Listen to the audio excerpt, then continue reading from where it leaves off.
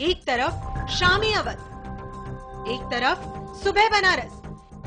तहजीब के शहर में है बागों की रौनक। ताज का हुस्न हो या गंगा की रवानी, कोने कोने की हर खबर देखिए यूपी स्पेशल सिर्फ चैनल 1 न्यूज पर।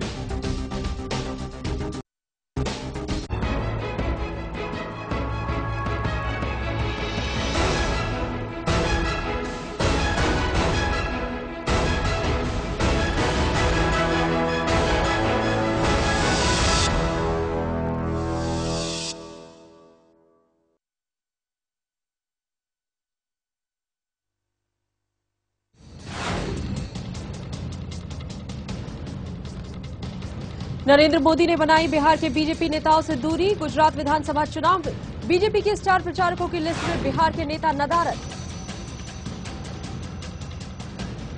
वाड्रा के बाद अब राहुल गांधी पर लगे गंभीर आरोप। इनेलो अध्यक्ष ओम प्रकाश चौटाला का बयान, राहुल ने कम दी स्टाम्प ड्यूटी। महिला को अगवा करने के केस में राहुल गांधी को मिली राहत, सुप्रीम कोर्ट ने खारिज की याचिका। पूर्व एसपी एमएलए पर 10 लाख का जुर्माना। और जनवरी में फिर शुरू होगी जन लोकपाल की लड़ाई, समाजसेवी अन्ना हजारे का ऐलान। पटना के गांधी मैदान से होगा आगाज।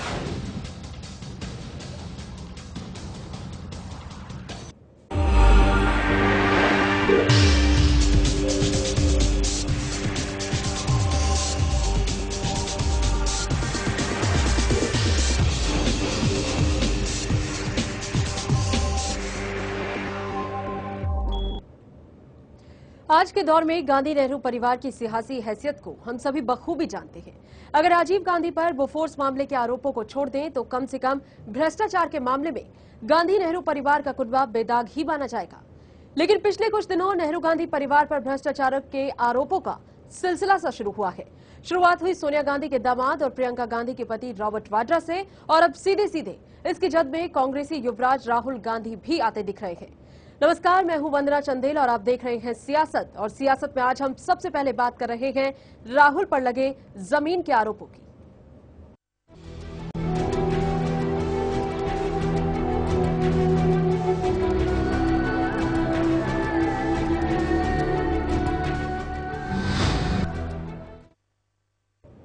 कांग्रेस महासचिव राहुल गांधी पर हरियाणा के पूर्व मुख्यमंत्री ओम प्रकाश चौटाला ने एक बड़ा और गंभीर आरोप लगाया है। चौटाला का कहना है कि राहुल ने हरियाणा के पलवल में कलेक्टर रेट से कम दाम में जमीन खरीदी और स्टैंप ड्यूटी भी कम दी। हालांकि राहुल गांधी इन आरोपों से इनकार करते हैं। आइए देखते हैं इस पर अब तक की सियासत क्या कुछ कहती है।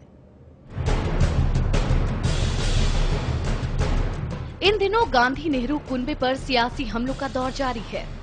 सोनिया गांधी के दामाद रॉबर्ट वाड्रा अभी इस संकट से उबरे भी नहीं थे कि अब राहुल गांधी के दामन की तरफ भी भ्रष्टाचार का एक और आरोप उछला है। हरियाणा के पूर्व मुख्यमंत्री ओम प्रकाश चौटाला ने बड़ा आरोप लगाया है। चौटाला का कहना है कि राहुल ने हरियाणा के पलवल में कलेक्टर रेट से कम दाम में जमीन खरीदी और स्टाम्प ड्यूटी की भी चोरी की। राहुल गांधी को 51 कनाल 13 मरला जमीन दी गई है। 51 कनाल 13 मरले, 8 6 48, लगभग 8.5 उस वक्त मार्केट रेट था 30-35 लाख रुपया प्रति एकड़। कलेक्टर रेट था 8 लाख रुपया प्रति एकड़ और कलेक्टर रेट दिखाया गया है 1.5 लाख रुपया प्रति एकड़। यानी कलेक्टर रेट दिखाने में भी बेईमानी की गई है, मार्केट रेट से कम कीमत में दी गई है और ब्लैक मनी में दी गई है। पैसा कहीं इन्होंने दिखाया नहीं कि पैसा कहां से आया। राहुल गांधी ने 2008 में पलवल में 6.5 एकड़ जमीन का एक टुकड़ा खरीदा था। चौटाला का आरोप है कि उस वक्त सर्किल रेट 8 लाख प्रति एकड़ था, जबकि रजिस्ट्री 1.5 लाख प्रति एकड़ के हिसाब से हुई। जाहिर है ऐसा स्टाम्प ड्यूटी बचाने के लिए किया गया। उस वक्त इस जमीन का बाजार भाव करीब 30 से 35 लाख था। इतना ही नहीं, चौटाला ने ये भी आरोप लगाया है कि इस सौदे में ब्लैक मनी का इस्तेमाल हुआ है। कांग्रेस इन आरोपों से बौखला गई है। उन्होंने 6 एकड़ जमीन 25-26 लाख रुपए चेक से दिए, स्टैम्प ड्यूटी अदा की है। इस मुल्क के अंदर जमीन खरीदना कोई गुनाह नहीं है। चौटाला के आरोपों को कांग्रेस ने सिरे से खारिज कर दिया है। राहुल की तरफ से सफाई भी दे दी गई है।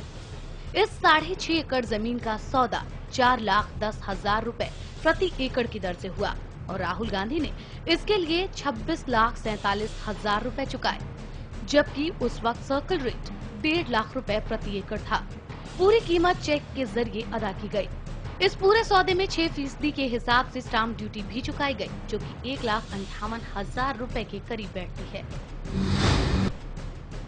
मैं चैलेंज करता हूं चौटाला साहब कि मुझे 20 महीना में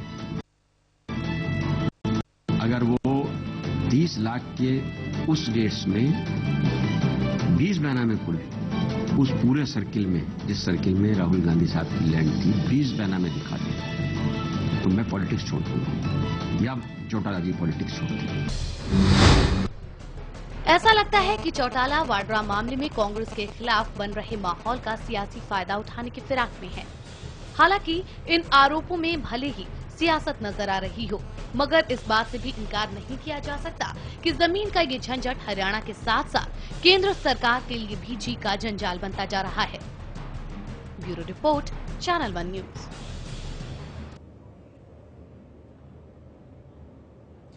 तो जमीन का ये जंजाल जो है अब फजीहत बन गया है कांग्रेस के लिए एक बार खुद, क्योंकि ओम प्रकाश चौटाला जो कि ये आरोप लगा रहे हैं कि राहुल गांधी ने कम दामों पर पहले तो जमीन खरीदी, उसके बाद सौदे में जो स्टाम्प ड्यूटी बनती थी मार्केट रेट के हिसाब से या फिर कलेक्टर रेट के हिसाब से, उसमें भी उन्हें रियायत मिली है। और ये जो आरोप लगाने के बाद अब कांग्रेस काफी डिफेंसिव मोड में है। राशिद अलवी कांग्रेस के प्रवक्ता हैं, जिस पर सफाई देते हुए साफ कह रहे हैं कि जो तमाम चीजें कही जा रही है बेबुनियाद है। आंकड़ों को देखिए, फैक्ट्स को देखिए, तो ऐसा कुछ नहीं है। फिलहाल इस पर ज्यादा बातचीत के लिए अपने खास मेहमान विपिन धुलिया जी हमारे एग्जीक्यूटिव एडिटर हैं, उनसे चर्चा भी करेंगे। लेकिन इसी बीच आपको लिए चलते हैं हिमाचल में मंडी के नेर, जहां पर प्रेम कुमार धूमल एक जनसभा को संबोधित कर रहे हैं।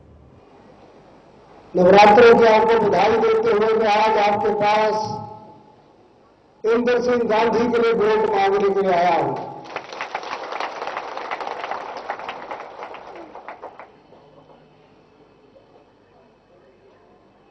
पूर्व वक्ताओं ने अपनी सरकार के द्वारा 5 वर्षों में किए गए शानदार काम का जिक्र किया। केंद्र की कांग्रेस के नेतृत्व में चलने वाली यूपीए सरकार का जिक्र किया।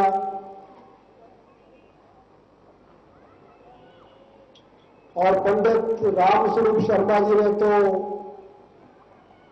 जैसे भगवान को कहते हैं कि ऊपर व्यापक, नीचे व्यापक, सब जगह व्यापक, तो कांग्रेस का भ्रष्टाचार आसमान में व्यापक, जमीन पर व्यापक है, जमीन के नीचे भी कांग्रेस का भ्रष्टाचार व्यापक। इसकी बढ़िया एक उदाहरण आपको सुनाई है। बल का चुनाव क्षेत्र है। 2003 से 2007 तक हमारे साथ स्वर्गीय दामोदर दास जी यहां से विधायक थे। वो लगातार बल के लिए हिमाचल में डिग्री कॉलेज मांगते रहे और कई बार कांग्रेस के मुख्यमंत्री आते थे तो उनके जलसों में भी चले जाते थे और मुझे कहते क्या करूं, मैं ऐसा सोचता हूं शायद ये मान जाए, दे देंगे। मैंने कहा ट्राई कर लो, हम भी तुम्हारे साथ हैं। लेकिन हर बार टरकाया गया। और हम जिस दिन वहां से आए, हमने कांग्रेस के विधायकों को वहां के साथ उठा के कहा कि इस पवित्र धरती पर बल के लोगों की लगातार डिमांड, इसलिए डिग्री कॉलेज होगा। तो जैसे जोशी ने कहा, नीली में दिया, बल में दिया, बलद्वाड़ा में दिया और लड़भड़ोल में 4 कॉलेज एक दिन में जिला मंडी को दिए, तो रिकॉर्ड है। 4 कॉलेज कभी पूरे प्रदेश में इकट्ठे नहीं खुले और केवल घोषणा हमने नहीं की, उनको फंक्शनल किया है। बल के साथ ही एसआई मेडिकल कॉलेज का जिक्र आया है। अब कांग्रेस वाले बोलते हैं केंद्र की योजना है। ये योजना आई कैसे? और हिमाचल की सरकार जमीन नहीं देती तो हवा में रहती योजना। हमें जब पता लगा कि केंद्र की सरकार एक ईएसआई मेडिकल कॉलेज हर स्टेट को देने के लिए तैयार है, तो मैं धन्यवाद देना चाहूंगा इसमें कि मेरे सहयोगी मंत्रिमंडल के स्वास्थ्य मंत्री मैंने राजीव बिंदल को कहा, शिमला में मेडिकल कॉलेज है, कांगड़ा में मेडिकल कॉलेज है, सोलन में प्राइवेट मेडिकल कॉलेज आ रहा है। हमारा दूसरा सबसे बड़ा जिला मंडी है और मंडी का भी केंद्र स्थल बल है। अगर वहां जमीन हम दे सकें तो मेरे पास कृषि विभाग था, ये कृषि विभाग की जमीन थी। लेकिन एक बात मैं आपको बताऊं, उसमें जयराम हमारे अध्यक्ष हुआ करते थे पार्टी के, हमने जयराम जी को भी नहीं बताया। डॉक्टर बिंदल को पता था, मुझे पता था, ये जो अधिकारी काम कर रहे थे उनको पता था। हमें पता था बुरी नजर लगाने वाले कहीं भी आ जाते हैं, बात लीक होगी तो कांग्रेस वाले रोना जरूर अटकाएंगे। हमने जगह इंस्पेक्ट करवाई, मंडी नगर के पास करवाई, ये करवाई, उनको एक जगह पसंद आई। सारे हिंदुस्तान के राज्यों में सबसे पहला राज्य हिमाचल प्रदेश था जिसने बल में जितनी जमीन चाहिए थी, बढ़िया जमीन, 1 रुपए के पट्टे पर सबसे पहले दी कि यहां मेडिकल कॉलेज बनाया। कांग्रेस वाला को तो ही पता नहीं था कि ईएसआई के अंडर कवर नहीं, आपके एरिया में ईएसआई लागू नहीं होती थी। हमने वो नोटिफिकेशन कराया कि बल का एरिया भी उसमें शामिल होगा और हमने शर्त बनवाई कि एमबीबीएस में जो बच्चे दाखिल होंगे उसमें 25% बच्चे हिमाचल प्रदेश के लिए रिजर्वेशन होंगे। फिर हमने कहा ईएसआई मेडिकल कॉलेज है, 350 बेड का हॉस्पिटल बनेगा, सुपर स्पेशलिटी हॉस्पिटल होगा, लेकिन इलाज केवल ईएसआई के मेंबर का नहीं होगा, इस क्षेत्र की आम जनता को भी सारी सुविधाएं वहां वैसे मिलेगी, ऐसे वास्तव मिलेगी। ये भी बनाया और आज भी वो जिंदा है। केंद्र में जो मंत्री थे उसमें जो यहां आए थे, ऑस्कर फर्नांडिस मेरे मित्र थे, हम पार्लियामेंट में इकट्ठे थे। आप में से बहुत सारे लोग इस जनसभा में थे जब शिलान्यास था। ऑस्कर का मुझे एक दिन फोन आया कि भाई साहब मैं तो फंस गया। मैं क्या हुआ कि वहां के हमारे कांग्रेसी नेता कह रहे हैं कि आपने धूमल साहब के कहने पे क्यों कर दिया, वो तो विरोध कर रहे हैं। मैंने कहा कांग्रेस के लिए भी तुम खोल रहे, तुम हिमाचल की जनता के लिए कॉलेज खोल रहे हो, इसलिए हम स्वागत कर रहे हैं। तुम्हें आने में दिक्कत है, मैं हेलीकॉप्टर भेजता हूं। और आपको याद है मैंने हेलीकॉप्टर में मैं उनको वहां से लाके तो इसका शिलान्यास करवाया था। आज वीरभद्र सिंह जी कहते हैं कि हमने दिया। मैं पूछना चाहता हूं वो कौन नेता था जिसने फोन किया कि हमें पूछे बगैर कैसे दे दिया, गवर्नमेंट हमारी पूछेगे तुम्हें। और फिर इतना ही नहीं, प्रोटोकॉल में चीफ मिनिस्टर हमेशा केंद्र के प्राइम मिनिस्टर और होम मिनिस्टर के बाद चीफ मिनिस्टर का नाम होता है। जब इसका शिलान्यास करने के लिए आए, ऑस्कर फर्नांडिस तो बेचारे मिनिस्टर ऑफ स्टेट थे, वो जानते थे प्रोटोकॉल। कांग्रेसियों ने कहा धूमल साहब का नाम ऊपर नहीं आना चाहिए, मुख्यमंत्री का नाम ऊपर नहीं हो। वो संकट में फंस गए कि इसमें कैसे करेंगे। मैंने कहा चिंता मत करो, मेरा नाम पत्थर पे नाम ही लिखो, पर मेरे बल को 1250 करोड़ का मेडिकल कॉलेज दे दो, मुझे पत्थर से मार।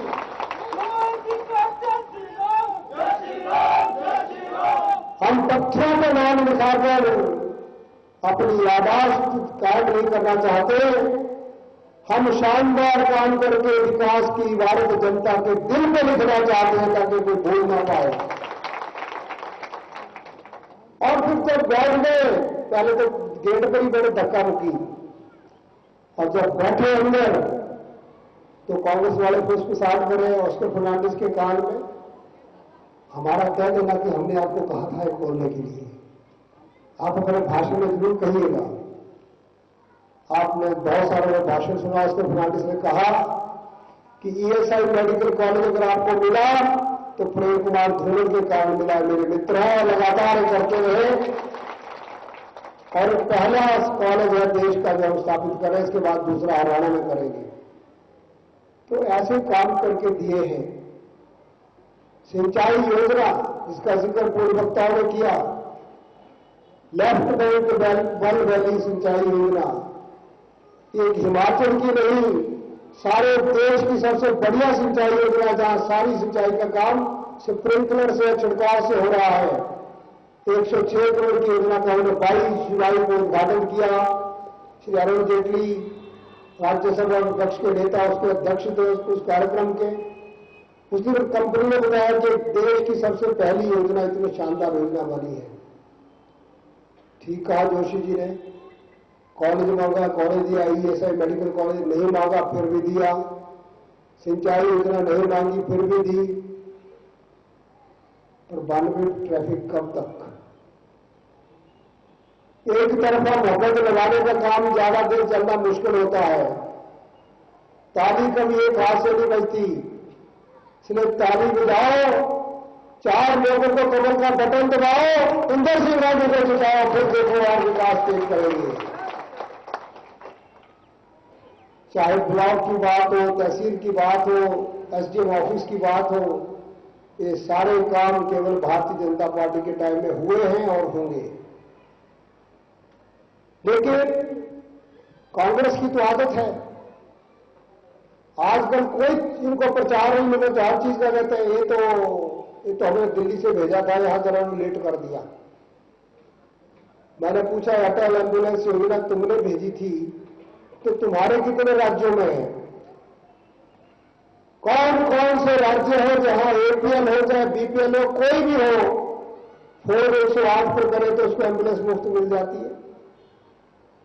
ये केवल हिमाचल प्रदेश की देवभूमि की भारतीय जनता पार्टी सरकार ने जिन्हें कहा ना जाति का भेद होगा, ना धर्म का भेद होगा, ना राजनीतिक भेदभाव होगा, कोई भी उठाकर 108 पे फोन करेगा, इमरजेंसी में एक्सीडेंट हो जाए, अटैक पड़ जाए, डिलीवरी का केस हो, 108 पे फोन करो, तुम्हारा पैसा भी नहीं लगेगा, पहले घंटे में फोन उठता है और आगे से आवाज आती है, बहन जी कोई नहीं पूछते तू कांग्रेस वाली है कि बीजेपी वाली है, कोई नहीं पूछते तेरी जाति धर्म क्या है, पूछते बहन जी तुम्हारा एड्रेस क्या है, आना कहां है।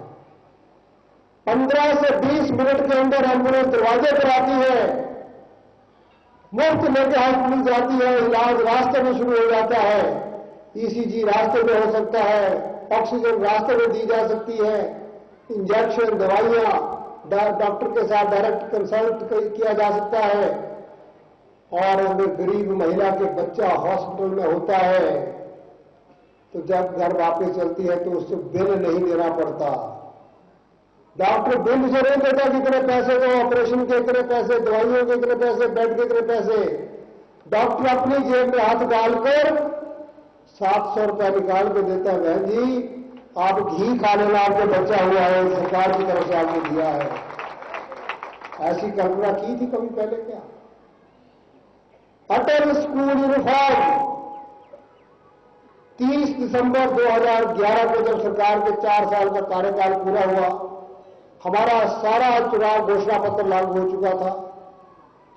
हमने कहा एक और योजना, स्कूल में पढ़ने वाला बच्चा, जोशी जी पूछ रहे किसकी वर्दी से कंपेयर कर रहे हैं, कांग्रेस वालों ने क्या कंपेयर करना, उनके अपना काला जो खद्दर सफेद था वो भी सारा काला हो चुका है, वो क्या कंपेयर करेंगे।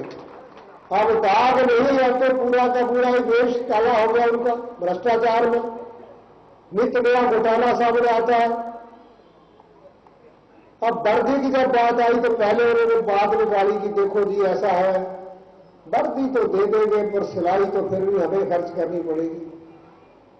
तो मैंने कहा कोई बात नहीं, जो पजामा सिलाता है वो नाड़े के लिए जगह रखता ही है, इसलिए तुम्हें वर्दी भी देंगे और बच्चों को 100 रुपया दोनों बार वो भी हम देंगे, ना सिलाई का पैसा ना कपड़े का पैसा।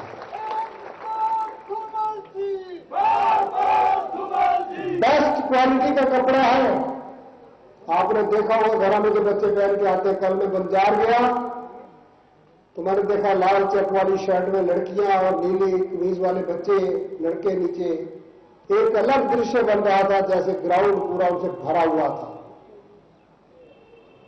अब केवल एक शर्ट नहीं, 4-4.5 लाख वर्दियां कल तक इश्यू हो गई है। ये दिवाली 13 नवंबर की जब आएगी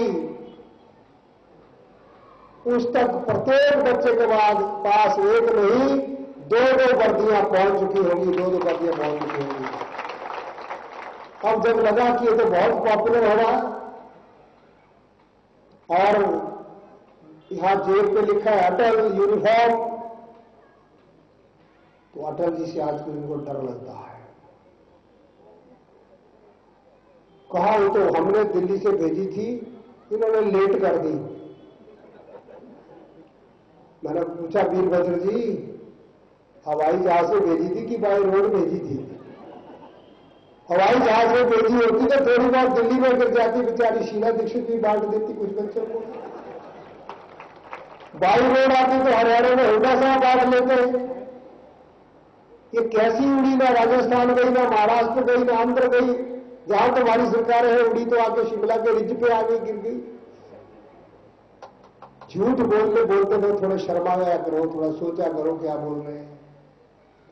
एक तरफ बोलते मैं 5 बार का मुख्यमंत्री हूं, 5 बार में केवल झूठ बोलना ही सीखा। ये वर्दी भारतीय जनता पार्टी की सरकार ने हिमाचल प्रदेश के देवभूमि के बच्चों के लिए, ताकि बच्चों में हीन भावना पैदा ना हो, अमीर गरीब की भावना पैदा ना हो, वो एक दूसरे के कपड़े में देखते रहे, तो जो टीचर पढ़ा रहा है उसको पढ़े और अच्छे आगे बढ़े। इसलिए 65 करोड़ लगाकर 2-2 सेट हम वर्दियों का लोगों बच्चों को दे रहे हैं, उसको पहुंचा रहे हैं। इस तरह के दुष्प्रचार से बचिए। बहुत शोर करते रहे मंडी में स्टील प्लांट लगने वाला है, कहां लगा है? बल्ब में लग गया कहीं, बड़ी चर्चा थी। जो जमीन दिखाई दे वो डिपार्टमेंट ने रिजेक्ट कर दी कि नहीं बनाना था। लोगों को गुमराह करके कब तक जियोगे? तुमने दिया है केंद्र से महंगाई का तोहफा, तुमने किया है बेइंतहा भ्रष्टाचार, तुमने फैलाई है बेरोजगारी। कांग्रेस वालों किस चीज का वोट दें तुम्हें? जो औद्योगिक पैकेज अटल बिहारी वाजपेयी ने 10 साल के लिए दिया था, तुमने 3 साल पहले 2010 में खत्म कर दिया। लाखों करोड़ रुपए की इन्वेस्टमेंट रुक गई, लाखों नौजवानों का रोजगार बंद हो गया। क्या इसके लिए तो हाथ का बटन दबाए? चावल का कोटा 18,500 मीट्रिक टन का हमें मिलता था, तुमने कम करके 7,100 टन कर दिया। 11,400 टन की कमी कर दी, 1/3 हिस्सा रह गया हमारे पास। क्या लोगों के मुंह से तुमने चावल छीन लिया? इसके लिए कांग्रेस को वोट दें? मिट्टी के तेल का उपयोग कौन करता है? गरीब जो स्टोव जलाता है, जिसके पास बिजली का कनेक्शन नहीं, जो रात के अंधेरे में बच्चों को सुरक्षित रखने के लिए दीपक मिट्टी के तेल का जलाता है, तुमने वो भी खत्म कर दिया। 5,411 किलोमीटर से कम करके उसको भी 2,000 किलोमीटर कर दिया। चीनी का कोटा 1 किलो प्रति व्यक्ति प्रति महीने के हिसाब से जो मिलता था उसको कम करके 500 ग्राम कर दिया, और परसों से फैसला कर दिया डिपो में चीनी मिलेगी ही नहीं। ये चीनी नहीं मिलेगी कांग्रेस वालों, कांग्रेस भी कहीं नहीं मिलेगी। इसके बाद लोग सुधाई कर देंगे।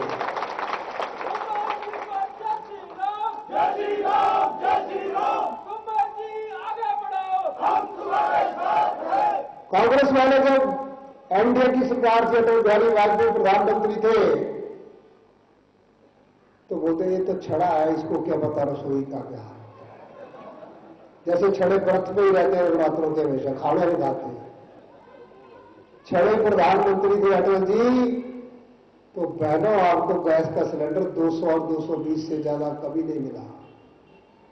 220 से ऊपर कीमत कभी नहीं गई सिलेंडर की, और जितने चाहते थे उतने मिलते थे, कभी शर्त नहीं लगी इतने सिलेंडर मिलेंगे। और 19 मई 2004 को जब डॉक्टर मनमोहन सिंह बन गए प्रधानमंत्री, तो चैनल वाले उनके घर पहुंच गए, उनकी श्रीमती से पूछा तुम्हारे पति प्रधानमंत्री हो गए, कैसा लग रहा है? उनका बहुत अच्छा लग रहा है। कि अब क्या होगा? थोड़ी रुकी, सोची, फिर बोला और कुछ भी होगा। मैंने सरदार जी को बोल दिया और कुछ भी करना पर गैस के पैसे मत बढ़ाना, रसोई में बड़ी दिक्कत होती है। सरदार जी ने पूरा कहा माना। उन्होंने कहा देवी चिंता मत करो, कभी पैसे नहीं बढ़ाऊंगा, जब बढ़ाऊंगा तब 200-400 रुपये इकट्ठा ही बढ़ाऊंगा। अब सिलेंडर 220 नहीं, 420 नहीं, 450 नहीं, 860, 900।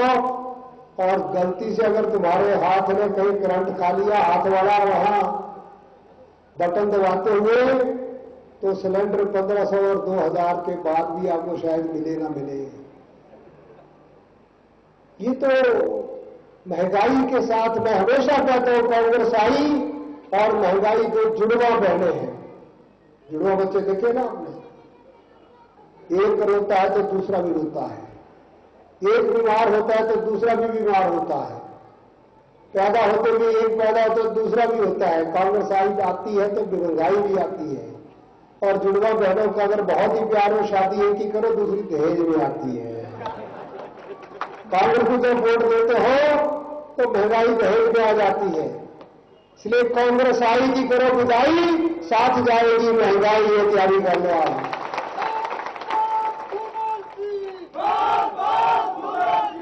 इसलिए 4 नवंबर का जो चुनाव है वो केवल हिमाचल के लिए महत्वपूर्ण नहीं है, वो केवल देश के लिए महत्वपूर्ण नहीं है। सारी दुनिया की नजरें आपके वोट पर पड़ी हुई है, आपकी वोट की तरफ देख रहे हैं। क्या होता है 20 दिसंबर को? अगर इतिहास बनता है तो जल्दी ही देश में भी इतिहास रचा जाएगा। मैं हर जगह कह रहा हूं, अंग्रेजी का अल्फाबेट है ABCDEF, और F के बाद आता है GHI। G for Gujarat, H for Himachal. Gujarat जीतो, हिमाचल जीतो, 20 दिसंबर को जीतो, और मार्च अप्रैल में इंडिया जीतो, क्योंकि भारत में भी एनडीए की सरकार बनेगी, देश में जीतोगे। देश की जनता इस महंगाई भ्रष्टाचार से दुखी है और वीरभद्र सिंह जी हमसे दुखी हैं। जहां जा रहे हैं धूमल ने कर दिया, धूमल ने कर दिया।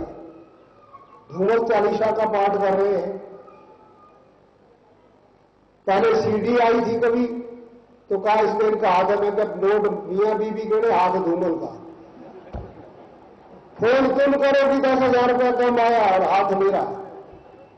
और तब मैं था ही नहीं राजनीति में कहीं, मैं एमपी भी नहीं बना था उस टाइम पे जब रिकॉर्डिंग हुई थी।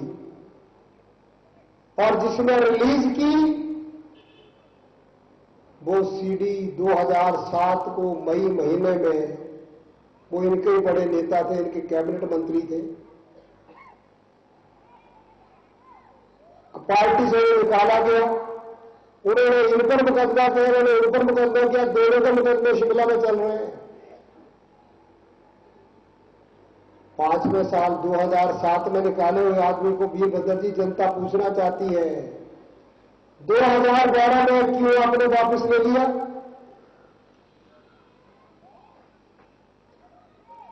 2012 में वापस ले लिया, टिकट दे दिया। आप में से ठीक कौन है, गलत कौन है? आखिरी सवाल है जिनका जवाब तो तुम्हें देना ही होगा। जनता जानना चाहती है क्या अब सीडी का इश्यू खत्म हो गया? अब दिल्ली में कोई कहीं छापा पड़ा किसी कंपनी में, छापा डालने वाले इनकम टैक्स वाले भारत सरकार के अधीन, डायरी जिनकी पकड़ी गई वो उद्योग इनके विभाग से जुड़ा हुआ, उसमें लिखा है VVS। तो मैं तो वीरभद्र सिंह, वो वीरभद्र सिंह नहीं हूं, मैं शिवजी वाला हूं कहते हैं। अब शिवजी को काहे को बेचारे को फंसा रहे इस मामले में? किसी ने पूछा किसने क्या हुआ होगा? बीजेपी की शरारत है। आजकल दिल्ली का फाइनेंस डिपार्टमेंट हमारे अंडर है। अरे कुछ बोलो, सोचो तो सही, बोल क्या रहे हो? फिर कहा बीजेपी में किसकी है? अरुण जेटली और अनुराग ठाकुर की। कोई सबूत है? शक है। तो लोगों को भी शक है कि बीबीसी का कौन है, वही तो पूछ रहे हैं। और इतनी बात नहीं है मित्रों, अगर दिल्ली की सरकार ईमानदार है, मनमोहन सिंह जी ईमानदारी से बयान दें, जब उन्होंने 125 करोड़ से ज्यादा का काला धन सरेंडर किया, उनकी जो स्टेटमेंट आई है उसमें उन्होंने किसका नाम बताया, ये एपी सिंह कौन है, बीबीएस कौन है, एपीएस कौन है, सबका डिटेल ये देना पड़ता है कि किसके नाम से एंट्री हमने लिखी है। क्यों मामले को छिपाया जा रहा है? अब जो सीबीआई कल मैंने अखबारों में पढ़ा, सीबीआई की जांच कर रही है, तो इसमें क्या हमारा हाथ है? अब सीबीआई तो है प्रधानमंत्री के अधीन। ये सवाल है जिनको लेकर सामने आओ। जल्दी खुलासे हो रहे हैं। जस्टिस सूद कमीशन ने बहुत कुछ कहा है। किसने बेचा हिमाचल को? चोर बचाओ शोर, तुम कह रहे हमने बेच दिया। 2600 परमिशन तुमने दी, 1400 हमने दी, तुम शुद्ध हो गए। तुमने हिमालयन फर्टिलाइजर की फैक्ट्री 3 करोड़ में बेची, और दूसरे आदमी जिसने बेची उसने कुछ महीनों के बाद 7 करोड़ में बेच दी, 4 करोड़ कमा गया। क्यों किया वो फैसला? तो ऐसे सवाल है जिनका जवाब दिए बगैर छुटकारा नहीं होगा। लेकिन बहनों भाई, अगर महंगाई बेरोजगार से छुटकारा पाना है तो आज उस सवाल को समझो जो इंदिरा गांधी भी कह रहे थे, कर्मचारियों के लिए क्या क्या किया। जब जब चुनाव आता था कर्मचारी कोई ना कोई आंदोलन करते थे, हमारा ही नहीं मिला, हमारा ही नहीं मिला, हमारा ही नहीं मिला। इस बार कर्मचारियों ने महापंचायत की शिमला में, और ये नहीं कहा हमें ये नहीं मिला, ये नहीं मिला, उन्होंने कहा हमें ये भी मिला, ये भी मिला, ये भी मिला, और सब कुछ बिनबागे मिला। इसलिए कर्मचारी महापंचायतें मांग करती है कि हिमाचल प्रदेश में फिर से भारतीय जनता पार्टी की सरकार चाहिए। तो कर्मचारियों की तरफ से ऐसी आवाज उठे। ऐसा परिवर्तन आज इस लोगों की सोच में आया है कि जो सरकार अच्छा काम करे उसका साथ देना चाहिए।